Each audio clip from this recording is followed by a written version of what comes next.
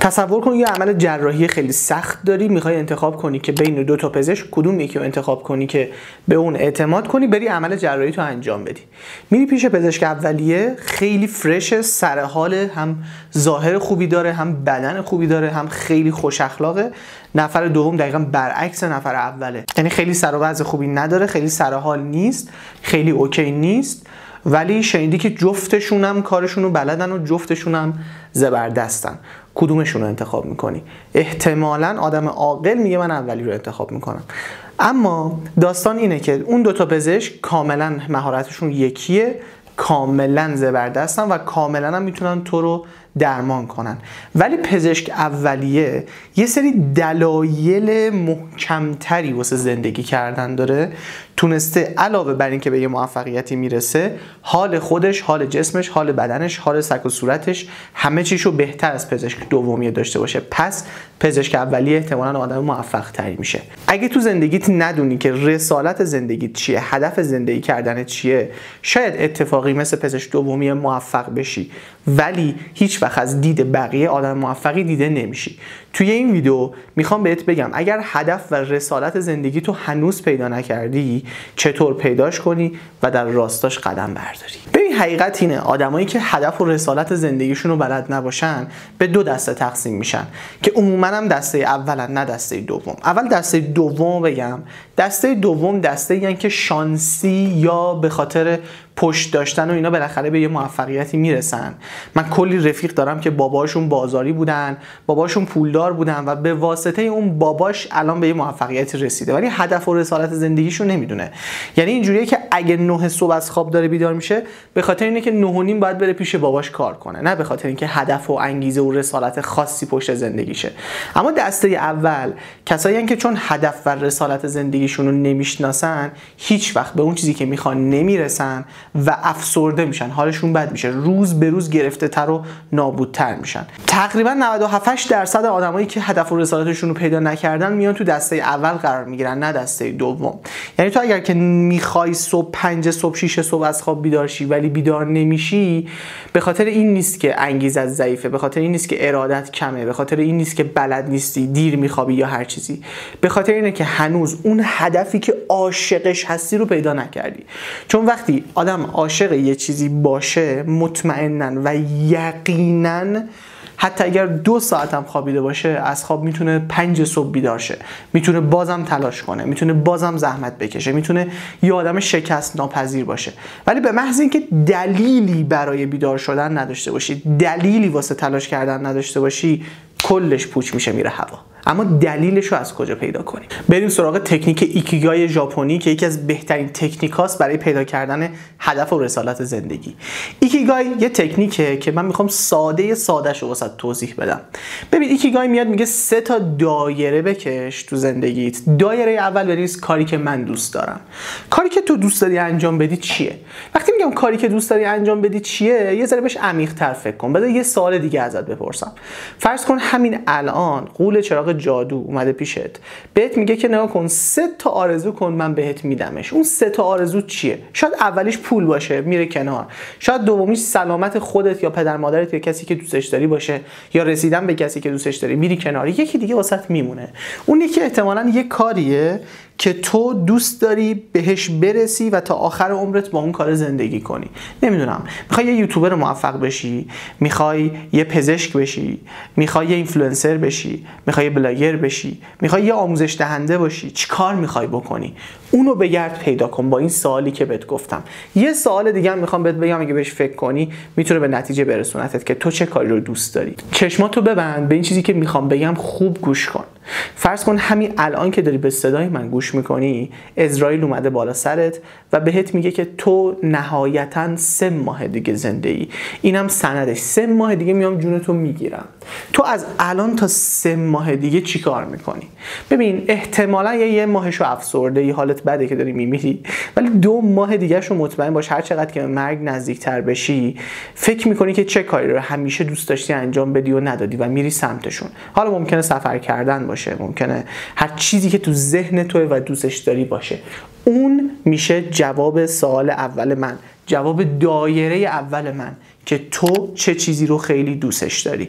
باید جواب این رو پیدا کنی و توی دایره اول بنویسی. دایره دوم، دنیا الان در حال حاضر به چه چیزی نیاز داره. حالا خودتو میذاری کنار، حالا اون ساید و بخش خودتو، اون چیزی که تو بهش علاقه مندی رو میذاری کنار، چیزی که تو توش خوبی رو میذاری کنار و میگردی دنبال این که دنیا الان به چه چیزی لازم داره. ما اگر الان دنیا رو نگاه کنیم میبینیم آدما همه مصرفگرا شدن، پس احتمالاً چیزای ادایی و اینجور چیزا رو لازم داره. یا مثلا الان توی دنیا جنگه، پس احتمالاً مواد اولیه و اقلام اولیه رو هم لازم داره. الان توی دنیا همه دارن به سمت پول درآوردن و ثروتمند شدن و اینا میرن، پس مسیری که این آدما رو به پول میرسونه هم نیاز داره. پس میشینی یه بارش فکری میکنی، میتونی از هوش مصنوعی استفاده کنی، میتونی سرچ کنی، از آدمای مختلف بپرسی و شروع کنی این دایره رو پر کردن که دنیا در حال حاضر به چه چیزایی خیلی خیلی زیاد نیاز داره. شاید به یکی از چیزایی که خیلی زیاد نیاز داره سرگرم شدنه. واسه همینه که هر کسی که میتونه آدما رو به خوبی سرگرم کنه احتمالاً بیشتر دیده میشه، احتمالاً پول بیشتری در میاره. یکی از دلایل اینکه این چنل شاید به نسبت چنل‌های دیگه کمتر بازدهی میگیره اینه که خب سرگرم نمیکنه دیگه. اون چیزی که سرگرم میکنه میخندونه خیلی باحال تره. ولی خب کلا عشق میکنم شما منو میبینید. کلا اینکه تو پرانتز بگم یه سری آدم هستن که فرهیخته ترن و منو دنبال میکنن، حس بهتری بهم میده. دمتون گرم. پس دومین دایره هم اینجوری پر میکنید. ولی بریم سراغ سومین دایره. سومین دایره میگه ببین مردم بابت چه چیزی الان دارن پول میدن. این هم خیلی مهمه. پس دایره اول شد تو در چه چیزی خوب هستی و به چه چیزی علاقه‌مندی. دایره دوم مردم به چه چیزی نیاز دارن و دایره سوم مردم برای چه چیزی پول میدن. ببین خیلی وقتا مردم یه سری چیزا رو علاقه‌مند هستن بهش ولی بابتش پول نمیدن. مثال بزنم واسط، مثلا الان لبوبو اومده، به لبوبو خیلی ها علاقه‌مندن ولی خیلی ها هم بهش پول نمیدن. یعنی اگه میبینی توی اینستاگرام مثلا دارن آنباکس لبوبو میکنن، فکر نکن همه الان لبوبو دارن، نه، یه عده که فقط پولشون اضافه کرده لبوبو دارن، یا یه عده که مصرفگراترن لبوبو دارن. پس مردم شاید همه بابت لبوبو پول ندن، پس شاید یه کاری کردن مثلا لبوبو فروختن کار خیلی خوبی نباشه، ولی میبینی مردم کلا بابت گجت ها پول میدن. یا مثلا توی کشور برق داره میره و مردم بابت موتور برق ها و پاور استیشن ها دارن پول میدن. خب پس اینکه مردم الان برای چه چیزی پول میدن خیلی نکته مهمیه و فرق داره با اینکه مردم چه چیزی رو بیشتر دوست دارن و چه چیزی رو بیشتر دنبال میکنن و به چه چیزی بیشتر نیاز دارن. این پول دادنه با این دایره کاملا متفاوته. خواستم یه مثال بزنم کامل درکش کنی. 3 تا دایره ما تکمیل شد. 3 تا دایره رو به هم که بچسبونی، اون وسط یه نقطه ایجاد میشه که اون نقطه احتمالاً بتونه هدف و رسالت زندگی تو باشه. یعنی اون وسط که تو پیدا کردی. یه مثال بزنم از خودم. من خودم فروش رو دوست دارم، کلا کارهایی که فروش توشه، نمیدونم مثلا ملک بفروشم، ماشین بفروشم، آموزش بفروشم، گجت بفروشم، لباس بفروشم، فرقی نداره، دوست دارم بفروشم. فروش، تعامل با مردم رو خیلی دوست دارم، اینکه آدما رو قانع کنم از من بخرن رو دوست دارم. پس این میشه توانمندی من، دایره اولم. دایره دومم چی میشه؟ مردم الان به چه چیزی نیاز دارن؟ مردم الان به برق نیاز دارن. بابت برق پولم میدن؟ بله میدن. پس میرم پاور استیشن میارم، وارد میکنم و شروع میکنم به فروختن. موتور برق وارد میکنم و شروع میکنم به فروختن. پس رسالت من، هدف من میشه ایجاد یک فروشگاهی که بتونه چیزای مختلف به مردم بفروشه و نیازشون رو برطرف کنه. شاید تو مثلا اینجوری باشی بگی که من عاشق سرگرم کردن مردمم، دوست دارم بخندونم، شادشون کنم، سرگرمشون کنم. به چه چیزی مردم نیاز دارن؟ تو شرایط جنگ به حال خوب نیاز دارن. بابت چه چیزی پول میدن؟ مردم بابت حال خوب، بابت دیدن کلیپ‌های طنز و اینا پول میدن. بله پول میدن، اینترنت میخرن. پس احتمالاً نقطه تلاقی این 3 تا برای تو بشه یه واینر خوب شدن، یه بلاگر خوب شدن، یه طناز خوب شدن، یه استندآپ کمدی خوب شدن. پس این ایکیگای میتونه هدف و رسالت تو رو تا یه حدی مشخص کنه. ولی یه نکته مهم داره، اینکه فکر کنی اگر یه بار این دایره ها رو کشیدی و دیگه تمام هدفت پیدا شد، اشتباهه. میتونه یکی از اهداف تو باشه، میری انجامش میدی، میبینی دوستش نداری، دوباره 3 تا دایره رو میکشی، دوباره با علم اون موقع فکر میکنی و هدفتو مشخص میکنی. با ایکیگای تا حد خیلی زیادی میتونی مسیر آیندت رو مشخص کنی. حالا فرض کن این سه تا دایره رو کشیدی، هدف زندگیت رو مشخص کردی و حالا چون زندگیت هدف داره میدونی که 5 صبح بعد از خواب بیدار شی، میدونی که 7 صبح بعد از خواب بیدار شی و بیدار میشی، چون مسیرت جلوی چشمته، چون تو دقیقاً میدونی که باید چی کار کنی، چون تو دقیقاً میدونی که مسیری که میخوای بری بهش برسی و در نهایت بری روی سکوی شماره 1 وایسی چیه. خب و ایکیگای این لطف رو به تو میکنه که هدف و مسیر و رسالت تو رو مشخص کنه. آدمی که رسالت زندگیش مشخص نشده باشه نمیتونه صبح زود از خواب بیدار شه، نمیتونه ورزش کنه، نمیتونه به تناسب اندام برسه، نمیتونه یه روتین خوب داشته باشه. چرا؟ چون دلیلی نداره. آدما برای چیزی که دلیلی ندارن براش کاری نمیکنن.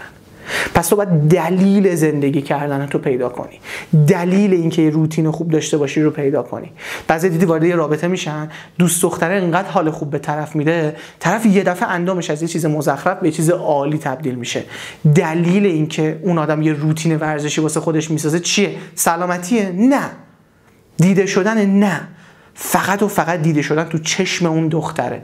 یه دلیل باعث میشه یه آدم کلا زیر و روشه. برعکسش هم هستا، آدم جدا میشه، از یه رابطه خارج میشه، یه دفعه زندگیش بهتر میشه. چرا؟ چون میخواد به اون آدم اثبات کنه که میتونسته. سر و وضعش بهتر میشه، روتینش بهتر میشه، اندامش بهتر میشه، دلیل پیدا میکنه. باید دلیل زندگی کردنتون رو پیدا کنید و ایکیگای میتونه آروم آروم دلیلتون رو بهتون نشون بده. در نهایت اینو بدون، این جمله هست میگه هر آدمی که به این دنیا اومده از همون اول مقرر شده که میخواد چیکار کنه. یه چرت و پرت محضه.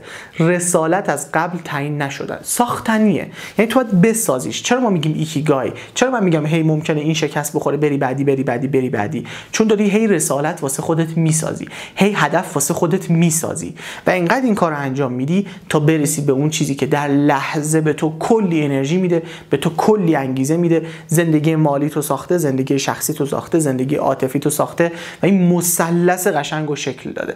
اون موقع است که تو رسالتت رو ساختی، حالتو خوب کردی، هم میتونی روتین زندگی داشته باشی، هم ورزش کنی، هم به برنامه‌هات برسی، هم مهارت جدید یاد بگیری، موسیقی یاد بگیری. همه اینا زمانی اتفاق میفته که تو رسالتت رو ساخته باشی و در راستاش هر روز گام برداری. اما جمله آخرم، رفیق، اگه تغییرش ندی داری انتخابش میکنی. پس اگه از جایگاهی که الان هستی راضی نیستی، تغییرش بده، انتخابش نکن.